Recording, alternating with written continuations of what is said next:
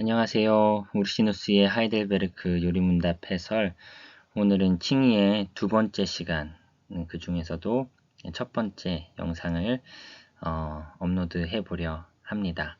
지난 시간에 칭의에 대해 살펴보았는데 앞으로 두 개의 영상으로 칭의를 정리하고 마무리해 보도록 하겠습니다.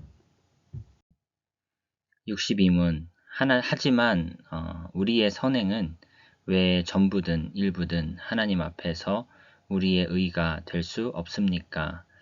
하나님의 심판대 앞에서 설 수 있는 의는 절대적으로 완전하며 하나님의 율법에 전적으로 일치하는 것이라야만 하는데, 우리가 아무리 고귀한 선행을 한다 할지라도 그것들은 모두 불완전하며 죄로 더러워져 있기 때문입니다. 우리의 행위로 의롭다 하심을 받을 수 없는 첫 번째 이유는 우리의 행위가 불완전하므로 우리의 의가 불완전하기 때문인 것이죠. 우리는 해서는 안 될 일을 많이 하고 반드시 해야 할 일들은 하지 않고 버려두는 일들이 많지요. 우리가 행하는 선에는 언제나 악이 섞여 있고 우리가 선을 행하나 불완전하게 밖에는 하지 못하는 존재인 것입니다. 설사 우리의 행위가 완전하다 하더라도 그것은 우리에게 당연한 것이죠. 당연한 일을 했다고 하여 어떤 상이나 어떤 사면이 주어질 수 없다, 이렇게 말을 합니다. 세 번째, 우리의 선행은 우리의 것이 아니라 우리 속에서 그것들을 이루시는 하나님의 것이다 라는 것이죠. 네 번째, 그것들은 일시적인 것들이며 따라서 영원한 상급에는 합당하지 못하기 때문이다.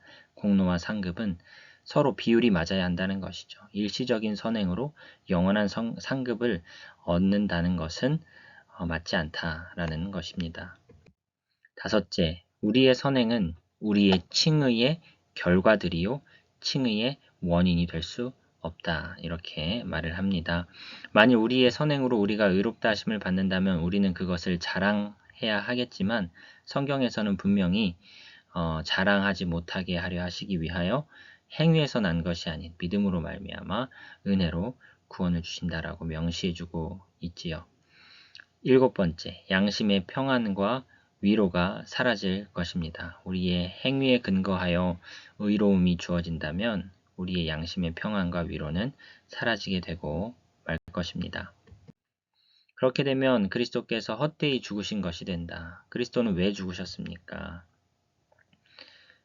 만일 아브라함은 오직 믿음으로만 의롭다함을 받았는데 우리가 믿음으로 의롭다함을 받지 못한다면 결국 구약과 신약에서 제시하는 구원의 길이 서로 같지 않게 되는 결과가 초래되겠지요. 열 번째, 그리스도께서 완전한 구주가 되실 수 없을 것이기 때문이다. 의와 구원의 특정한 부분이 그리스도와는 상관없어질 것이니 말이다. 어느 정도는 그리스도의 은혜를 인정하지만 어느 정도는 내 행위를 쌓아야 된다라는 것은 그리스도를 완전한 구주로 인정하지 않는 처사가 될 것입니다. 63문. 하나님께서 이 세상과 미래의 세상에서 선행에 대해 상을 주실 텐데 그래도 우리의 선행이 아무 공로가 없습니까?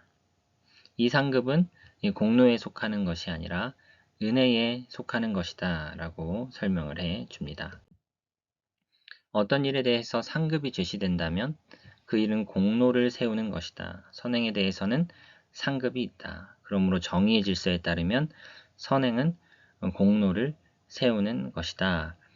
선행에 상급이 주어지는 것으로 보아서 선행은 공로로 인정받는 것이다. 이러한 논리를 펴는데요.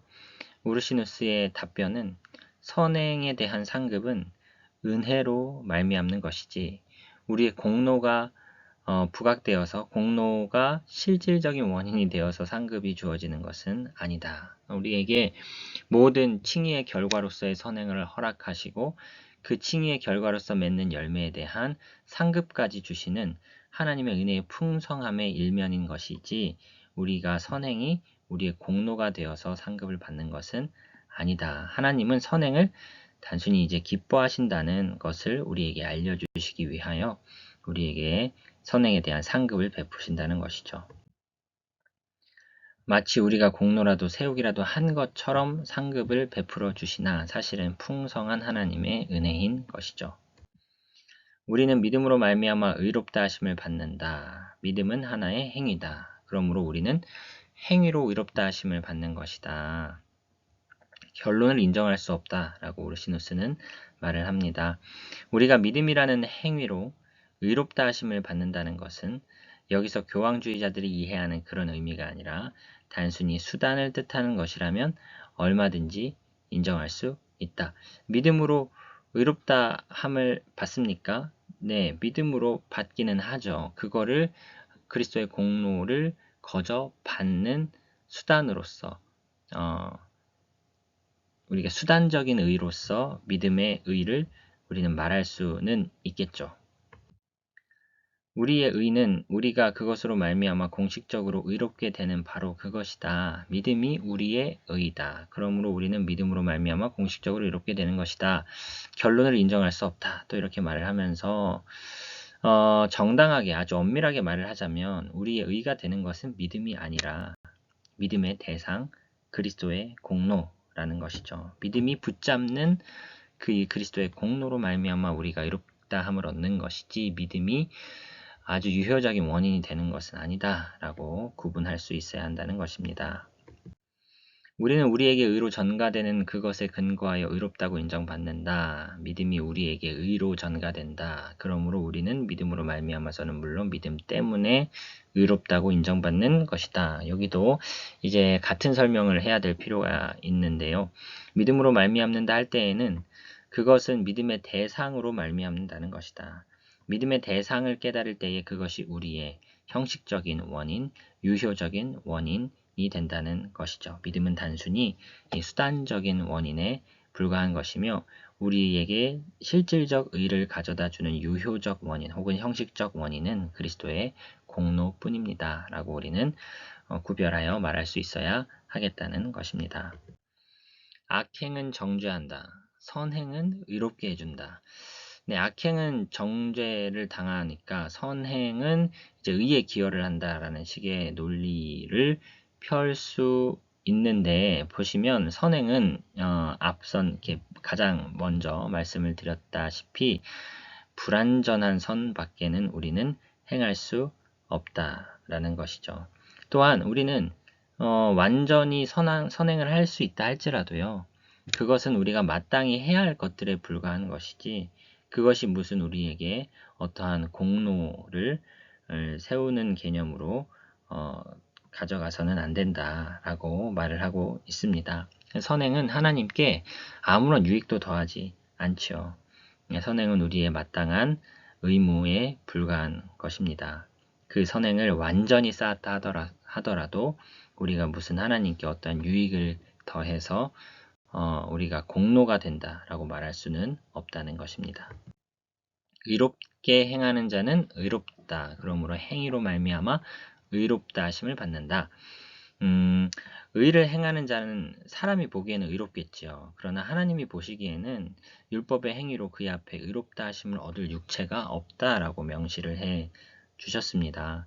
따라서 요한일서 3장 7절에 요한이 말하는 바는 우리가 의롭게 되는 방식에 대해서 말씀하는 것이 아니고 누가 의로운지를 칭의의 결과론적으로 의를 행하고 있는 그 사람을 우리는 의롭다라고 말할 수 있다라는 식의 이 사람이 보는 관점에서의 의를 설명한 것이다 라고 우리는 이해해야 할 것입니다.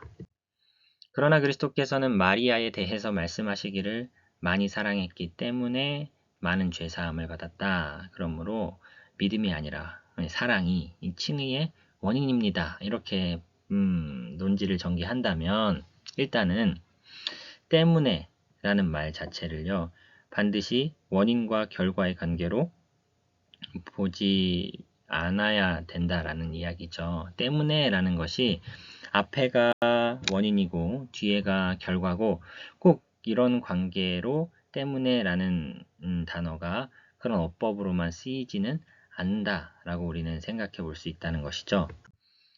때문에 라는 원인을 뜻하는 단어가 언제나 결과로 일어나는 일의 원인을 지시하는 것은 아니다. 예컨대 낮이기 때문에 태양이 떠 있다가 맞을까요? 태양이 떠 있기 때문에 낮이다. 이게 맞을까요? 네. 이런 예시를 들면서 이 때문에라는 이 단어가 사용됐다고 하여서 앞에가 무조건 원인이고 뒤에가 무조건 결과다. 이렇게 볼 필요는 없다. 오히려 그 반대가 참인 경우가 있다라고 우리에게 생각하게끔 해 줍니다. 결론입니다. 우리는 선행으로 의롭다 하심을 얻지 못한다. 선행은 불완전한 것이며 당연한 것이며 의롭다 하심의 결과로 인한 것이다. 선행에 대하여 상급을 주심은 은혜인 것이지 공로가 아니다. 이렇게 우리는 정리해 볼 수 있겠습니다. 칭의에 대해서 다음 영상으로 한 번 더 다루어 보도록 하겠습니다. 오늘도 수고하셨습니다.